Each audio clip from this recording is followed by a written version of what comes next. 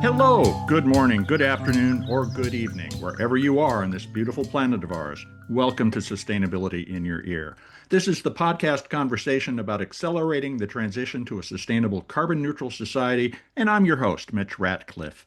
Thanks for joining the conversation today. We're going to look at how individual investors can band together to drive the economy towards sustainable and just outcomes. Almost everyone listening owns a piece of corporate America, and almost no one knows how it votes. If you have a 401k, an IRA, a pension, or a single index fund, you're a shareholder. And every spring, the shares with your name behind them get voted on hundreds of corporate ballots. These votes decide who sits on the board, how executives get paid, and what a company owes its workers, its customers, and the climate.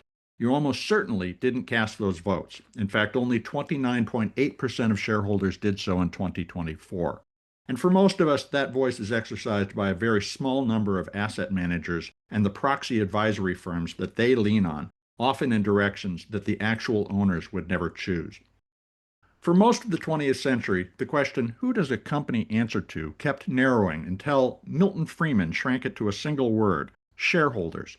What's strange about this moment is that the ownership has spread to almost everyone, while the voice and power that comes with it has collected into very few hands.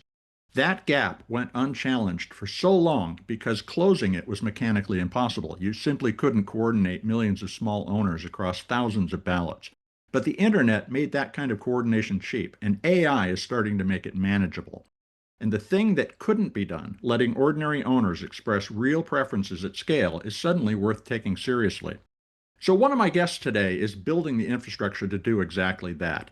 Gabriel Grant is the co-founder of Shareholder Democracy, a nonprofit effort to let everyday investors delegate their proxy votes to civil society organizations they already trust, so, for instance, a labor union or a faith community or an environmental group. So then those organizations can carry their members' values into the boardroom.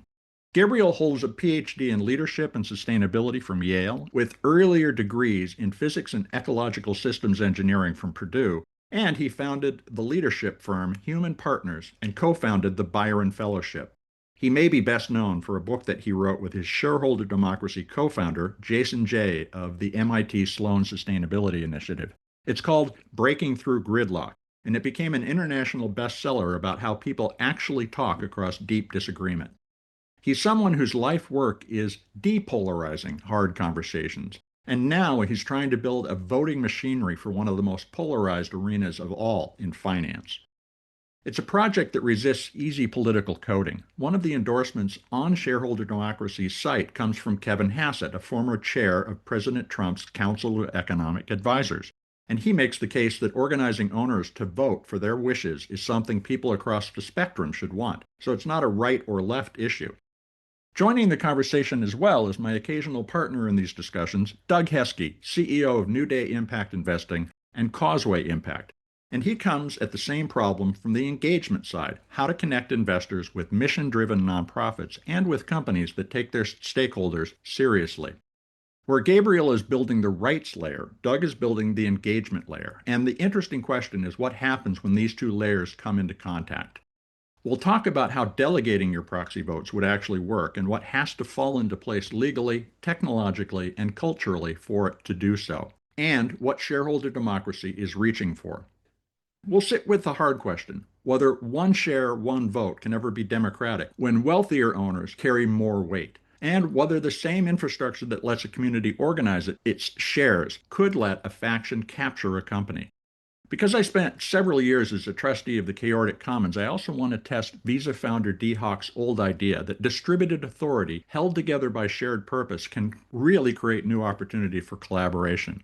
So you can learn a lot more by visiting shareholderdemocracy.org. Shareholder democracy is all one word with no space, no dash, shareholderdemocracy.org. Or if you'd like to find out more about New Day Impact Investing and Causeway Impact, visit causewayimpact.com. Again, Causeway Impact is all one word, no space, no dash. So you own a sliver of corporate America. What would it take to get your voice back to the table? Let's find out right after this brief commercial break.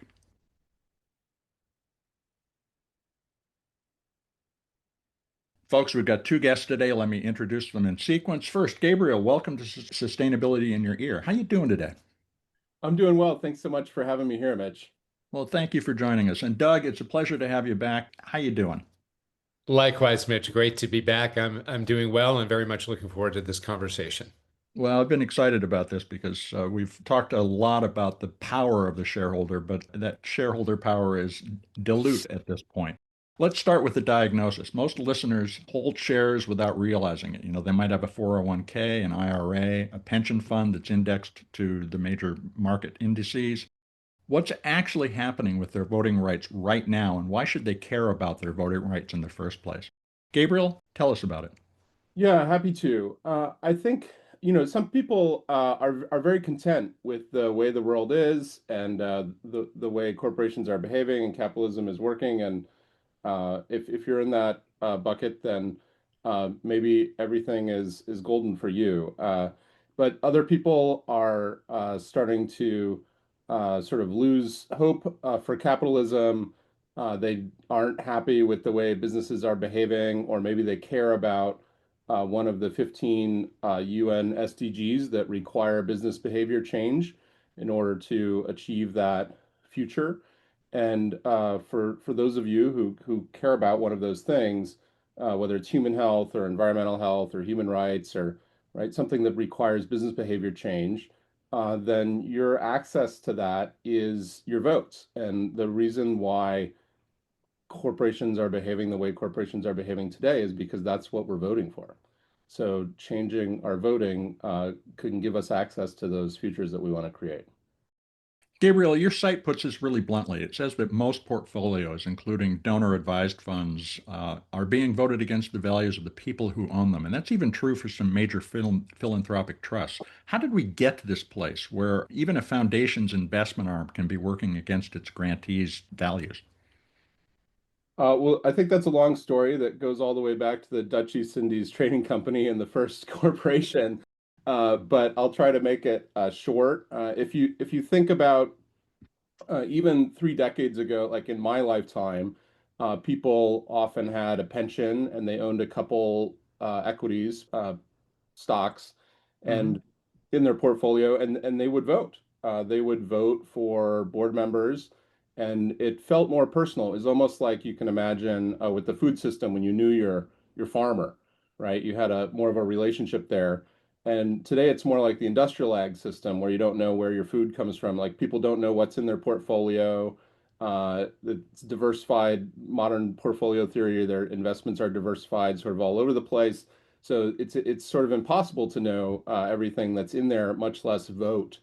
And so we've kind of wound up in a situation where sometimes people are never voting, but other times there's an intermediary, and that intermediary is trying to do what everybody wants, or rather what they get rewarded for, which is competing on annual returns.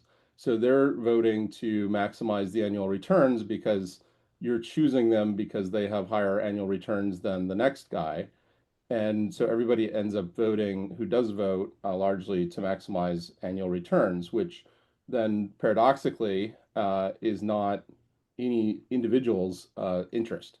So it becomes very acute in a foundation because we wind up with one side of the house often tasked with maximizing the endowment, and they sometimes don't vote at all. As I talked to one chief investment officer, they said time spent voting is time not spent stock picking. So we just focus on the stock picking. But then what happens is on the other side of the house, in the foundation, they're funding grantees that are trying to change business behavior and literally authoring shareholder proposals.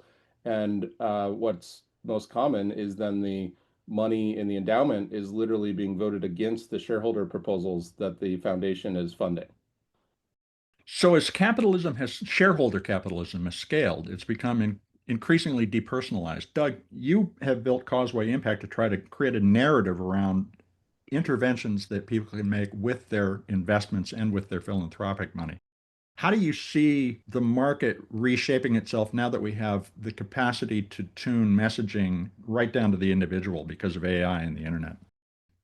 Yeah, Mitch, thank you for that. And maybe an opening comment about what Gabriel was sharing about capitalism. I think that it's not necessarily that capitalism is at fault today. It's how Hmm. we're using capitalism. I mean, it is in the nature of capitalism to evolve, right? We've moved from colonial capitalism to industrial capitalism to shareholder capitalism and now hopefully stakeholder capitalism. And we're big believers in that. And fundamentally, institutions we view as institutions that should be social institutions, right? And the power that these institutions have today are greater than they've ever had in history. So it is a responsibility of these institutions to make impact on more than just their shareholders. So I'd also like to talk a little bit about the framework that has been adopted historically around ESG and CSR, because much of this has been created as a result of this. And I think that ESG and CSR deserve a lot more credit than they've gotten today. And certainly there's been a lot of criticism over the last few years about the intentions of at least ESG.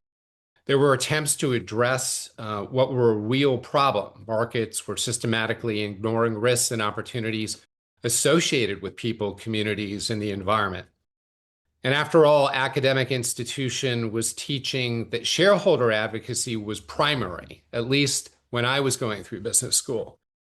But ESG was never really designed to be a capital construction framework. It was designed to be a risk management tool. So ESG has become largely a measurement industry today. And Hmm. we create scores as we do here at Causeway today, rankings, disclosures, and reporting frameworks. The assumption was that if we measured stakeholder impacts, capital would naturally flow towards better outcomes. But in practice, that didn't happen consistently, and there were too many that treated it as an asset class, unfortunately, rather than what it was really designed to do.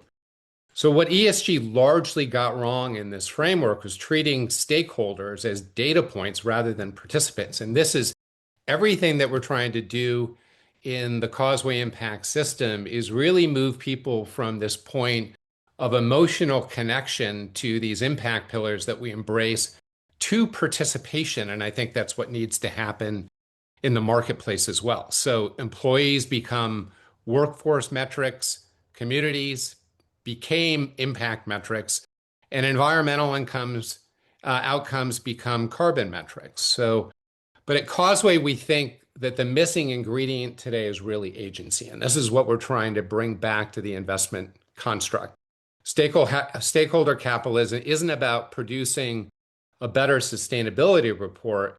It's really about creating mechanisms through which stakeholders can actually influence outcomes. So, Gabriel, you want to give those data points their voice back by letting people delegate proxy votes to trusted nonprofits. Can you explain how that process would work?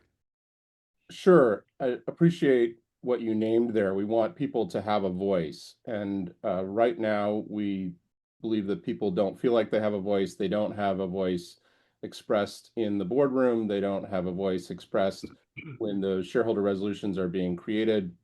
And we think that the way that they can have a voice in this modern investment theory portfolio, diversified portfolio system is instead of a direct democracy, like I was talking about, where you elected the board members to the few stocks you owned, we need a representative shareholder democracy.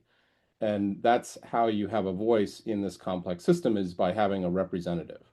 And then the question is, well, who might be those trusted representatives that people aggregate their power, their voice around? And we're starting with organizations that already have the trust of the public, some of which have been doing shareholder advocacy for hundreds of years. So, for example, like since the Dutch East Indies Trading Company, the churches have been doing shareholder advocacy and have had a lot of wins with human rights, et cetera. And the mechanics, what we're doing is we're saying, let's change the default, how we're asking people for their vote, rather than asking them to vote on a particular issue, on a particular company at a particular moment in time, right? As the churches have done for 400 years. Let's ask them to vote with us by default in perpetuity, like set it and forget it, right? Until you want to change it. right? Until you want to choose a different representative, which you could do at any time, or if you want to vote yourself. But we're changing the ask, the call to action from vote this one time on this one issue on this one company to let's allow you to use our voting recommendations by default so that Hmm. you're voting all of the time with your representative, with the group that expresses your values and without effort, right? So set it once and then let it go. So does that involve using artificial intelligence? And if so, do we need new regulations to control how its behavior is disclosed? Sure. So I'll say that no, it doesn't. Well, it doesn't require using artificial intelligence. We Okay. don't. We don't need AI to do shareholder democracy.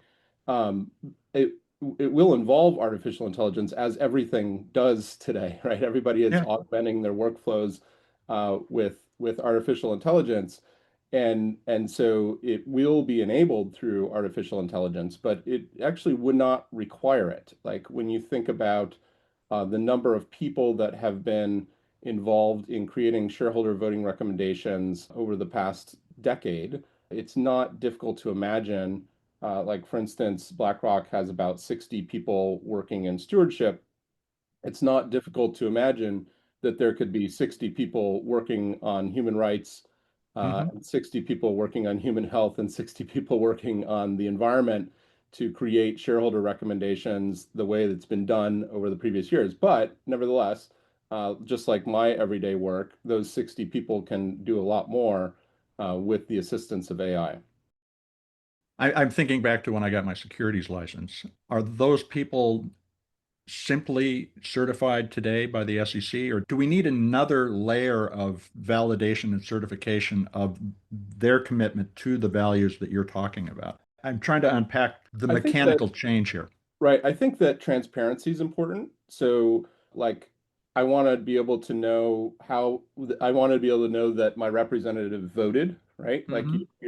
you know whether your congressman or woman showed up to vote, right? That track record is public, and so you don't want a representative that doesn't show up and vote, right? And I want to know how they voted, right? And so the transparency is important there. And then I think we can leave it open to markets to, or public opinion to reflect on whether or not that actually matches your values.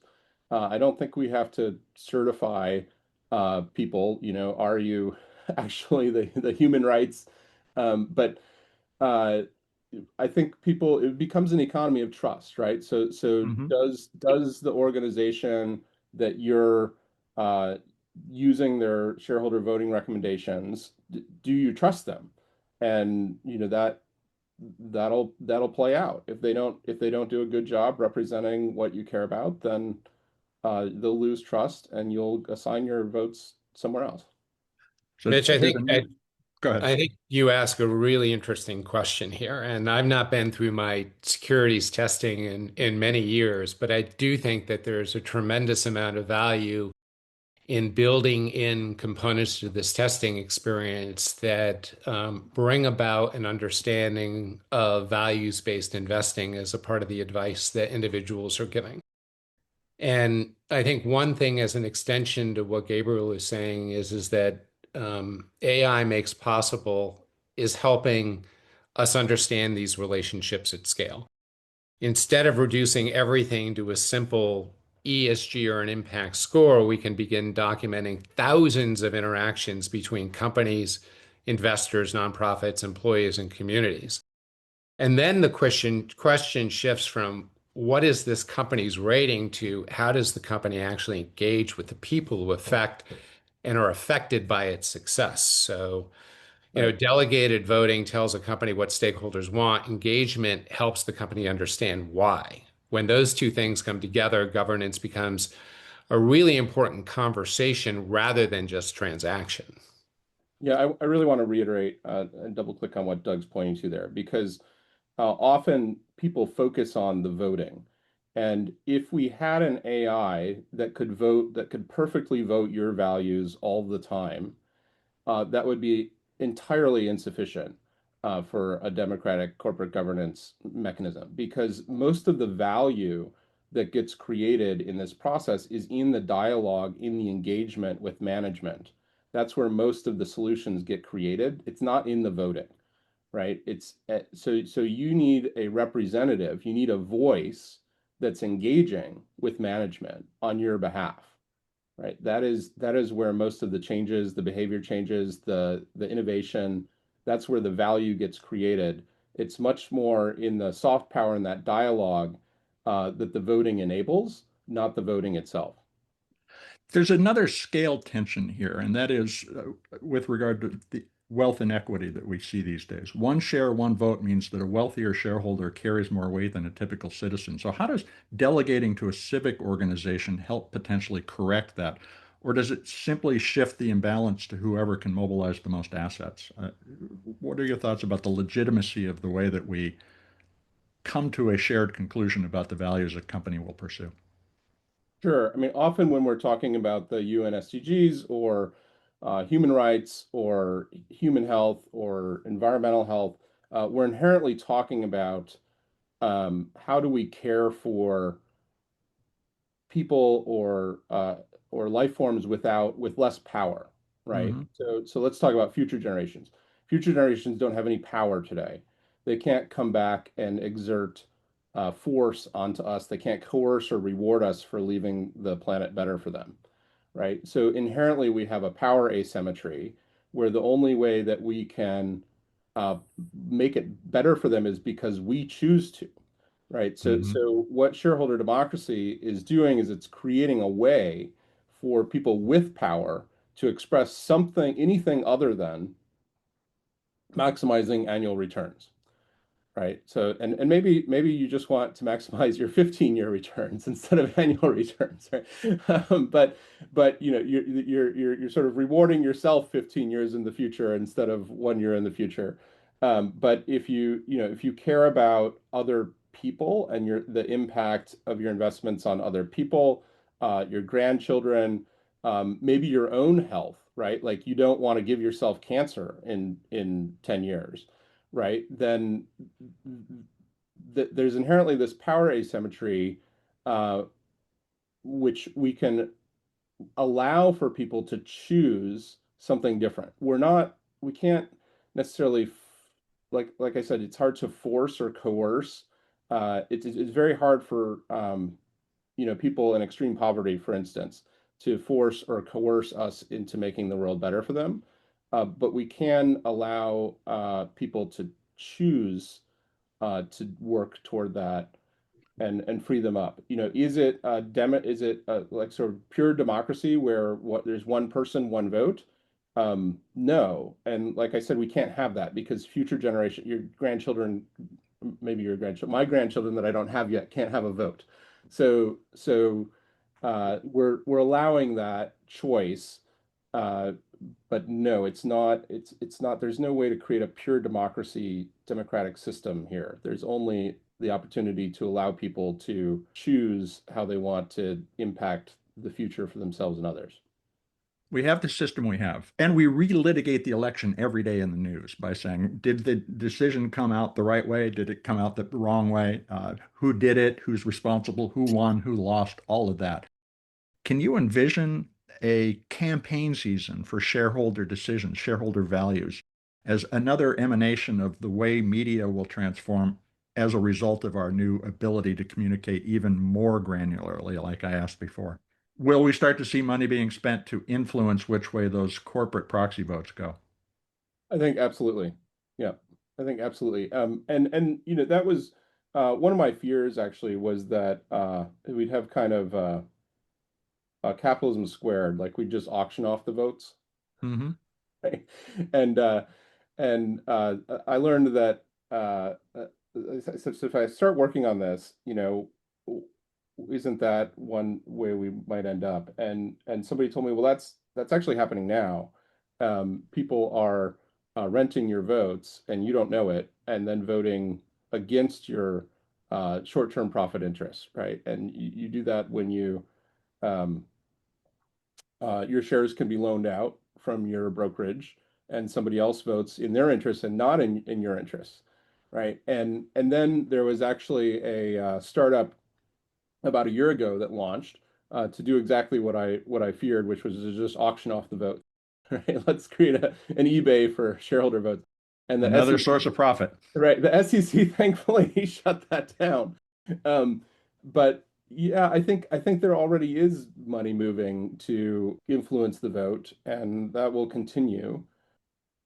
But I like how you pointed the attention at media. I think the way I think about our shareholder democracy today is if you can imagine a country that's actually a democracy by law, but nobody Mhm. knows they live in a democracy. Nobody knows they have a vote. They don't know that their vote's important. They don't vote, right? They don't know how to vote. And they need a representative. They've never heard of having a representative, right? There's nobody that is a representative for them to even choose. So that's kind of the society we live in today. So if you can imagine this future where we have representatives, they're competing for your votes, they're running campaigns, then yes, it will become more front and center in our media and public relations campaigns, a lot of different sources, right? People that are trying to acquire your vote. You'll be getting emails instead of just asking you for donations. You'll be getting emails asking you for your votes, right? So yeah, that will become much more front and center. Doug, what are your thoughts? Causeway, to a degree, is creating an environment where that debate can start to happen. Mitch, I think foundationally, this is a really, really important issue because the proxy voting construct is messy, right? And anybody that's owned individual shares before understand it's really difficult to understand how to sort the wheat from the chaff related to what's material and what's immaterial here. Um, so a vote by itself is a signal. Engagement by itself is a conversation, but when you combine the two, you're creating accountability. So imagine a nonprofit has spent years working on water quality, workforce development, public health, even issues or financial inclusion. These organizations have built expertise. They've built relationships with affected communities. They've often engaged directly with companies on these issues. So if investors choose to delegate voting authority to that organization, the vote isn't coming from an abstract ideology or a proxy advisor sitting hundreds of miles away. It's informed by actual experience working on the ground. And this is what I find so brilliant about the work of shareholderdemocracy.org. It is informed by the actual experience, and that's really, really powerful. But what excites me is the possibility of creating this continuous feedback loop where ownership and impact have largely been disconnected. So this is where the system needs to go. Well, I think we can all agree that democracy and capitalism are pretty messy. It has led us to where we are, but this is a great place to take a quick commercial break, folks. Stay tuned. We're going to be right back to continue the conversation.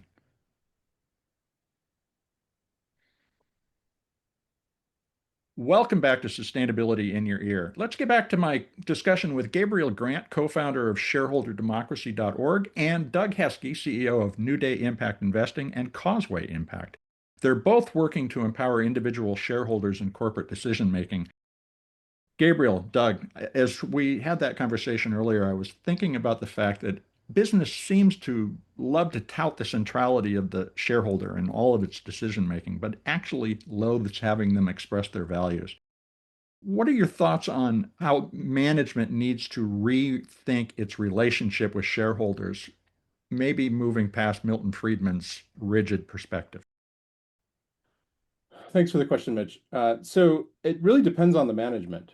So for example, I had a long conversation with Paul Pullman, the former CEO of Unilever, and he believes shareholder democracy is the antidote to the short-termism Mhm. because there's a narrow set of activists, shareholder activists, that called not to be confused with shareholder advocacy, shareholder activists that are chasing the short-term profit, and they have a very loud voice.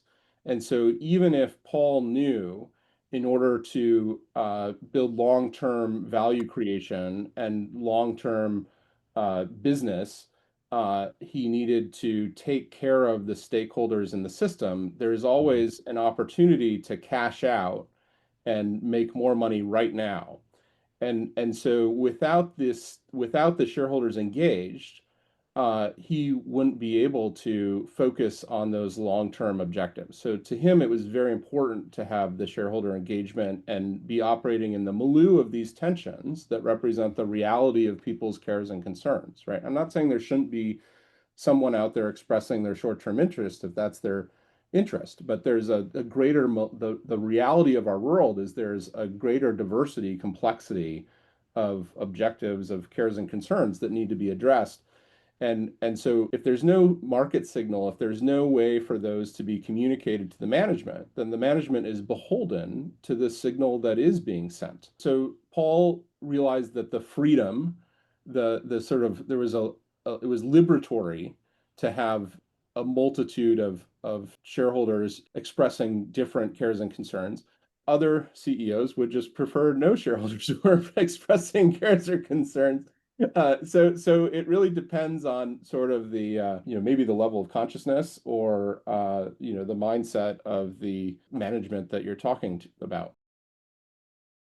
Doug, what are your thoughts on the question of whether or not business loves to hear from its owners? Yeah, I laugh cautiously because I have sat in rooms with general counsels before, and I think that they largely, not in all circumstances, but some view, the shareholder voting process as a nuisance, right? And maybe they're sharing that from the perspective of being a general counsel because they're in the midst of it, especially when things get messy. So I think that one of the things that's really important that we all need to be paying attention to is this rising generation or the next generation of investors. And we at Causeway like to refer to them as dangerous consumers. And the reason we refer to them as dangerous consumers is that they are armed with information today that none of us have ever had before, given the acceleration of AI and information that can be accessed at their fingertips. So they are going to have a stronger voice on a go-forward basis, especially as they continue to build wealth. So at Causeway, what we're really interested in doing is creating a record of engagement, not just how people voted and not just what companies disclose, but whether meaningful dialogue actually occurred. Were stakeholders heard? Did the company respond? Did outcomes improve? And then, of course, perhaps and most importantly, did trust increase? So over time, that engagement history becomes sort of a form of institutional memory, I'll call it. Companies can see which organizations are constructive partners. Investors can see which organizations consistently produce thoughtful recommendations and respond to them. And then communities, of course, can see whether their concerns are actually influencing decisions at those organizations. Each of you is building a facet of how we do this. Gabriel, you have the sort of the rights management system, and Doug, you the engagement interface. What does the economy look like when this is working? How would the discussion about business's role in society change if we had this kind of transparency? Well, I'd like to say that I think we would align corporate purpose with societal values. So it would be more complex. Companies would be integrating or internalizing externalities rather than externalizing externalities. We'd be promoting people based on their ability to integrate all of those objectives and create long-term value that satisfies societal cares and concerns, and rather than promoting people that are good at externalizing the costs and focusing on a very single objective function. I think that management and board members would feel liberated to pursue the things that they care about. And as would employees, like often we're taught in business that you're not you're not allowed to care about that. That's not yours. It's not ours to care about. Yeah. And if we diversify, that's because the only market signal is to maximize annual returns, right? If the market signal gets diversified and people's diversity of cares and concerns are expressed through their shareholder voting and engagement, then all of a sudden it is your job to care about those things because your shareholders care about those things. So it begins to feel very different in the workplace and a sort of a different experience for humanity. I also get to feel really good about my portfolio and what I own because I know that my voice, my values are being expressed through what I own rather than owning things that are working against what I care about. So Doug, your thoughts on the idea that we move from a business environment where not my responsibility is the primary statement by many organizations to that's my responsibility and I'm going to take ownership of the outcome. How do we tell that story differently? Yes, I think that this is what's really cool regarding what can happen from here. And this is what I find so exciting. It's not just that we would have more people that can vote, it's that more people can participate in creating the actual solutions. And the internet today has dramatically reduced the cost of communication, and certainly AI is dramatically reducing the cost of this understanding. But when you combine those two things, entirely new forms of collaboration become possible. And the opportunity isn't to create a better shareholder meeting, it's to create an ecosystem where investors, nonprofits, communities, and companies can continuously learn from one another and coordinate around this long-term value creation. So, Mitch, you're certainly familiar with the work that we have done. We're partnered with 50 nonprofits today that we work with across 7 impact pillars. Every one of those partner organizations possess a community, a very large community of people that at some level are emotionally attached and engaged in the impact cause. So as an example, constituents of Jane Goodall Institute obviously care about conservation. Constituents of the Sustainable Media Center, who you know well, which I often share as one of our most important partnerships, care about truth in and responsibility in media, right? Mm-hmm. The Sustainable Media Center is in effect redesigning what I would call the public square, while Causeway is redesigning the civic operating system that runs within it. SMC recognizes that social media platforms were largely designed around engagement extraction, attention, advertising, and even algorithmic amplification. But their premise is that if younger generations are included as co-designers, we can create digital environments that better support human flourishing, civic participation, and healthy communities. And so our role as an organization is to help complement that. As I listen to this, and in my consulting recently, I'm hearing a lot more interest in an idea called chaordics. And I happen to have been on the board of trustees of the Chaordic Commons, which was founded by Dee Hock, the creator of the Visa network, the credit card network. Chaordics was a new coinage of chaos and order. And Mhm. Dee envisioned an environment where people, banks in this case, shared data that they considered to be extremely sensitive, customer data, so that they could complete transactions using a credit card. This is back in the late 60s, early 70s. The model that he created just asked one question: what's the function of a bank? And it's to transfer money. So if that's all you focus on and you say we can share information in the context of transferring money, then compete. And the competition was fierce for cardholder loyalty. We can have a successful environment where everybody can play. Small banks can join later. Large banks don't retain permanent control of the network. It was a distributed model. Is that more possible today? I certainly hear a lot of people asking the question, is the chaotic model a valuable model to finally begin to implement at scale? I'm curious if you've thought about that, and I know it's a little esoteric. I've been doing a lot of thinking about it, and I actually love the phrase, the combination of chaos and order, right? And I think he understood something decades before the technology existed really to fully implement it. But now that exists. The challenge isn't choosing between centralized control and complete decentralization, but it's creating systems where distributed participants can coordinate around a shared purpose and then connect it back to corporate governance. So, for most of the history that I've been involved with, shareholder democracy wasn't really possible because the coordination costs were so overwhelming. But now all of that's changed. Like we used to have millions of investors, thousands of companies, tens of thousands of ballot items, and almost no practical way for ordinary people to understand and participate. So now we create intermediaries, fund managers like proxy advisors, institutional investors to aggregate those decisions on everyone's behalf. And going back to our previous conversations, most of those organizations, including the companies, say, oh, well, we know better. We know, where your values should be placed. So I think what's changed isn't necessarily human nature, but what has changed is the cost of coordination. And that's really, really important now. Gabriel, what are your thoughts? Well, I appreciate your framing, and for me, it just speaks to the beauty of the possibility of capitalism, right? The self-organizing system that creates more flourishing results than a command and control system.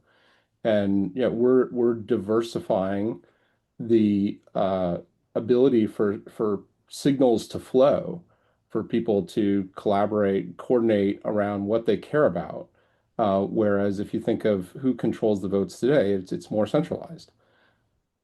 The idea that the company's right or the company defines the choices that the shareholders will vote on is an interesting one. Do you anticipate sort of an initiative movement in the future where shareholders bring issues to boards and say, this is what you need to be voting on this year? No, no. Well, yes, that'll be an interim case, but no, the future I'm envisioning, I mean, right, to get elected onto a board, right now you're courting the votes from the people who control them, right? Mhm. With large asset managers, hedge funds, et cetera. So the future I'm envisioning, you'll be courting the votes from the coalitions that control them, which will include human rights, human health organizations, environmental organizations, churches, unions, et cetera, right? So imagine just to get on the board, you already had to run the campaign to appeal to what people care about. So then you have the representatives on the board that are both aligned with and have the capacity, but are also liberated to pursue what their shareholders actually want. So then you don't actually have to run those campaigns that you're speaking to, Mitch, because you've already put the right people in and allowed them the freedom to run with and manage in a way that reflects societal values. I hear this, and at the same time, I think about a new capital structure that is emerging where, and I'm going to use the phrase very guardedly, great men are given control of our future. And let's take SpaceX as an example, where Elon Musk effectively controls the voting rights of about 84% of the shares of the company, even though he doesn't own 84% of the shares of the company. Is there a great battle beginning here over the future of corporate governance? And what are the moments that we need to be watching for in order to understand which way the market is going to go? Elon's a really interesting story to watch unfold because when he started out, he very clearly believed in shareholder democracy and the need. Mhm. He said he didn't want to own more than 25%. He didn't want to have control of more than 25% because he needed that feedback. He needed those voices other than his own. In case he went crazy, he would say. And he is in a position now to, possibly control a enormous robot army, among other things, right? And so I think, I would like to believe that in the midst of having to contend with these short-term interests, like if you watch the shareholder calls, the, the questions over and over, like no wonder why he that didn't appreciate the shareholder meetings, right? And management doesn't want shareholder engagement is because if you watch those meetings, he's talking about long-term value creation, and they're bringing him back question after question after question about today's stock price and the next quarter and right and no wonder why he bemoans it. And so eventually where he lands is like, I just got to have all the control. I can't have the shareholder democracy. I just got to control it myself. Well, maybe that's fair enough, but that doesn't actually create a plan that transcends Elon. Like it doesn't outlive him. That's not a governance model that I had this conversation with Yvon Chouinard at Patagonia back in 2010, maybe, which is, that's the benevolent dictator model. And I Mhm. said, I'm not knocking your benevolent dictator model. Like, I'd like to be a benevolent dictator. I'd like to have a benevolent dictator, but benevolent dictators have a succession problem. Even if they're a benevolent dictator, they have a succession problem. So what's your Yeah, Plato demonstrated that about 2,500 years ago. right? So what's your succession plan? And Elon doesn't have a succession. I don't. I haven't heard it. He thought it needed to be democratic and diversified, but then the only signal that was coming through was short-term return. So then he changed his posture to I just need to control it. But that's not a succession plan. So, I wonder if Elon would see the beauty, the elegance in shareholder democracy and the representative shareholder democracy that we're building at shareholderdemocracy.org and actually see that as the preferred model for his organizations. I'm struck by the fact that Elon's story is kind of Dickinsonian, as you describe it that way. Doug, what are your thoughts? Yeah, so we've been spending a lot of time thinking through this right now over the last year. And one of the things that we characterize this as liquid democracy, right? And one of the things that we want to build into the Causeway Impact platform is an opportunity to collect votes from the individuals that are represented in our membership base that we can aggregate and use that as a mechanism to vote. I think that's going to become really very much increasingly important. And I'm going to come back to this community of next gen investors that have and will have enormous sway on a go forward basis. They already represent 50% of American purchasing power today. Mhm. They are developing their own blueprints for change, and that's extending well beyond just providing capital, but actively getting involved and speaking up actively, using their voices for change. So I think that's going to be a big driver going forward. I think that, one of the things that needs to be repaired right now is the trust issue. And the technology problem is relatively easy given where we are today. The trust problem is a much harder one, right? And that's not going to be something that's fixed overnight. And this is one of the reasons that we spend as much time as we do right now in working with organizations like the Sustainable Media Center, because we are entering this era right now in what they refer to as a post-truth environment, right? Where falsities can be manufactured with the press of a button. And when that trust erodes, especially with younger people right now, where they don't trust really anything that they're seeing online, then we have a major issue to contend with. So, Again, we're in the messy middle of some sort of a transition. If a listener hears this and thinks, okay, I want to actually do something, whether they're a retail investor, a foundation program officer, a nonprofit leader, what's the first concrete step that each of you recommend they take? So you can go to our website, shareholderdemocracy.org, and put your information in. We're building a movement. So it right now requires, we call them catalysts, the philanthropic leaders, the family members, the people that have means that want to pave the trail for everyone else, right? And the civil society organizations that want to go on the journey toward becoming a representative in the emerging representative shareholder democracy. Those are the organizations that we're partnering with. But we need lots of volunteers, so you can share whatever you can give or introductions. And then eventually we need everyone, right? We'll need everyone to, as we build the plumbing out, to click the emails you get and figure out who you want to vote your shares. And actually, there is a pilot available. We partnered with Iconic, and you can go to Iconic's website, and you can, if you have a brokerage account, it's a little clunky. We want to get the whole system down to one click. It's a lot of clicks right now, but you can set up an email auto forward to forward your control numbers to Iconic, and then you can choose what nonprofit shareholder voting recommendations you want to vote with.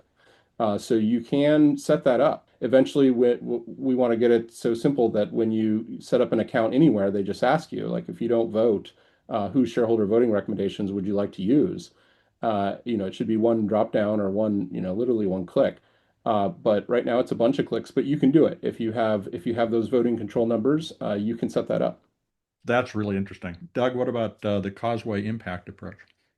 Yeah, I actually think the most important thing people can do is to stop thinking of themselves today as spectators. Most Americans are already investors, right? We've talked about that through their retirement plans and all of these other aggregated vehicles. Many belong to communities, nonprofits, faith organizations, professional associations.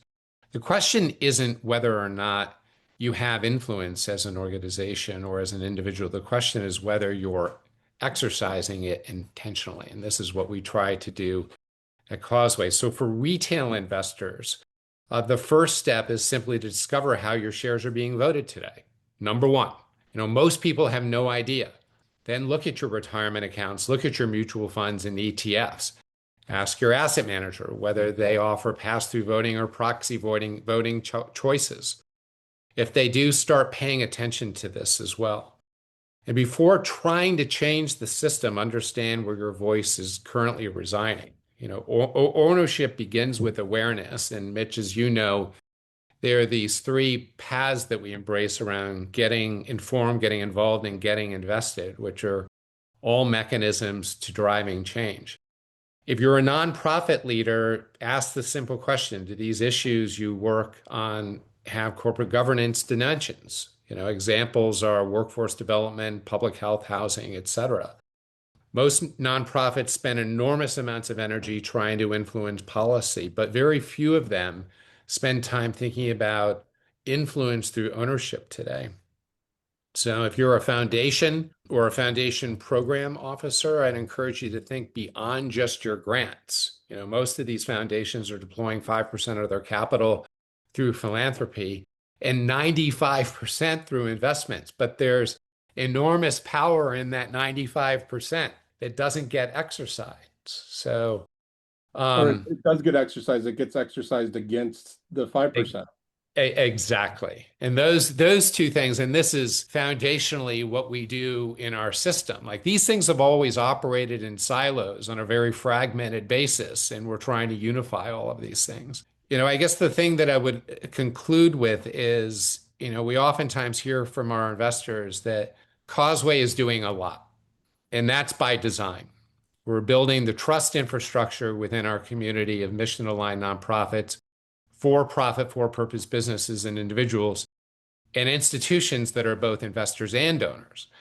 And we believe that this meaningful change happens when capital, community, and purpose all become connected together.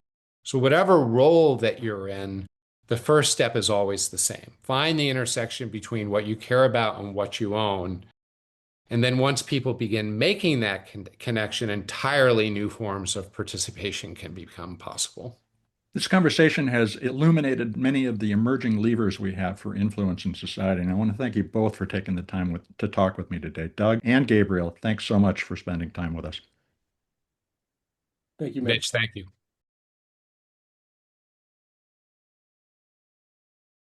Welcome back to Sustainability in Your Ear. You've been listening to a conversation with Gabriel Grant, co-founder of ShareholderDemocracy.org. That's a nonprofit building the machinery that would let everyday investors delegate their proxy votes to civil society organizations they already trust.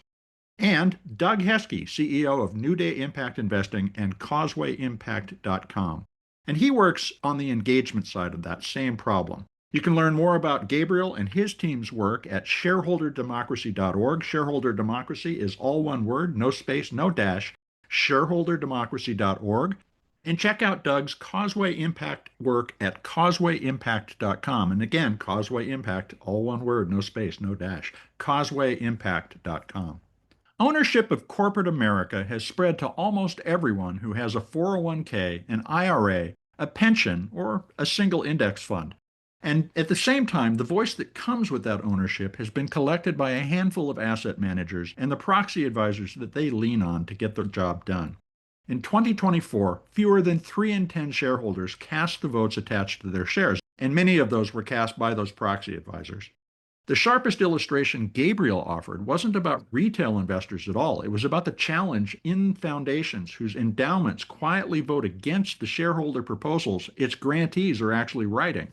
On the one side of the house, they fund the change. On the other side, they vote it down. It's dysfunctional. It's the default behavior of a system optimized for one signal, annual return, and nothing else. We need bigger perspectives to create prosperity for future generations, and shareholder votes communicate diverse perspectives that help companies look beyond next quarter's returns. Now, why did that gap go unchallenged for so long? It wasn't apathy. Coordinating millions of small owners across thousands of corporate ballots was, for most of the last century, mechanically impossible. The coordination costs were overwhelming, as Doug put it. And that thread brings us back to Dee Hock, the founder of Visa that we spoke about, who coined the term chaordic to describe a system that holds chaos and order together through a shared set of rules to undertake a specific function in society. At the turn of the 1970s, Dee Hock built a network by asking banks that deeply distrusted one another to share sensitive customer data in service of a single job, and that was moving money. Chaotic systems distribute authority around that shared purpose, but we're not talking about a kumbaya moment when everybody gets together and there's no further conflict. Instead, there was fierce competition amongst Visa-associated banks for cardholder loyalty. The rules set the stage for coopetition, not just competition. Gabriel and Doug are betting that what Dee Hock saw decades before the enabling technology arrived is finally buildable. The internet collapsed the cost of communication, and AI is collapsing the cost of reading and managing thousands of ballot items at one time. What hasn't changed is human nature. You might assume a project called Shareholder Democracy is fundamentally about the vote, but Gabriel said exactly the opposite. A system that perfectly reflected your values every time with no human engagement behind it would still be inefficient because most of the value in corporate governance is created through dialogue with management. The vote is the leverage that gets shareholders into the room, but conversation is where behavior actually changes. And that's where Doug's reframe of ESG and its drift is important to understand. ESG was built as a risk management tool and hardened into a scoring regime that treats stakeholders as data points. Employees become workforce metrics, communities become impact metrics, emissions become carbon numbers. This spring on the show, Martin Johnson of EarthRating.ai made a smart case for AI-scored credibility as a way of cutting through greenwashing, and there's value in that. But a score alone, however good, merely measures, and what Gabriel and Doug are reaching for is the agency that allows people to move from being only points on a chart to participants in a debate who have a real and legitimate voice. Dialogue is a harder thing to build and much more valuable. Now, finally, there's the issue of concentrated power. One share, one vote already means that wealthier owners with more shares carry more weight, and routing votes through civic organizations doesn't erase that. It simply shifts the question to whomever can mobilize the most assets, whatever organization can attract the most shareholders who will grant them their vote. Gabriel was candid that this can't be pure democracy. But future generations, the people most exposed to today's climate decisions, hold no shares and cast no votes. The most this system can do is let today's owners, who have the power to choose, act on their values. And shares are already being loaned out of brokerage accounts and voted by strangers against the owner's interests, often without the owner's knowledge. And recently, a startup even tried to build an outright auction for shareholder votes before the SEC shut down the initiative. And then there's that great man succession problem that Gabriel raised when we spoke about Elon Musk, who controls the lion's share of SpaceX voting power after earlier in his career insisting that he wanted to own no more than 25% of a company because, as he said, he needed other voices to check his own. Well, that changed. Even a benevolent dictator, as Gabriel noted, and Plato did 2,500 years before him, has no guaranteed succession plan. There's only going to be a battle after they pass. Concentrated control doesn't outlive the person holding it. A representative system, for all its messiness, is an attempt to build governance that can last decades or even centuries, and we need that to blend a longer perspective with today's concerns about immediate returns demanded by the market in order to come to a better plan for our shared future. Shareholderdemocracy.org and CausewayImpact.com are just getting started. The pilot that Gabriel described still takes a dozen clicks and an email auto-forward to work, and the trust infrastructure Doug is assembling takes years, not quarters to build, but they're on their way, and the path is clear. The cost of coordinating owners' votes has fallen far enough that the question is no longer whether ordinary investors can have a voice, but who they'll choose to carry that voice to the boardroom. We'll be tracking shareholderdemocracy.org and causewayImpact.com as the movement takes shape, so stay tuned, folks. And hey, if this conversation gave you something to chew on, the best thing you can do is pass it along.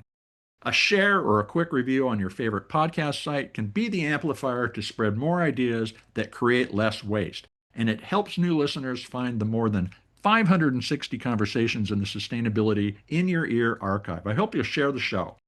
You'll find us on Apple Podcasts, Spotify, iHeartRadio, Audible, and other purveyors of podcast goodness. Thanks for your support. Please take a moment to share the show now. I'm Mitch Ratcliffe. This is Sustainability in Your Ear, and we will be back with another innovator interview soon. In the meantime, folks, take care of yourself, take care of one another, and let's all take care of this beautiful planet of ours. Have a green day.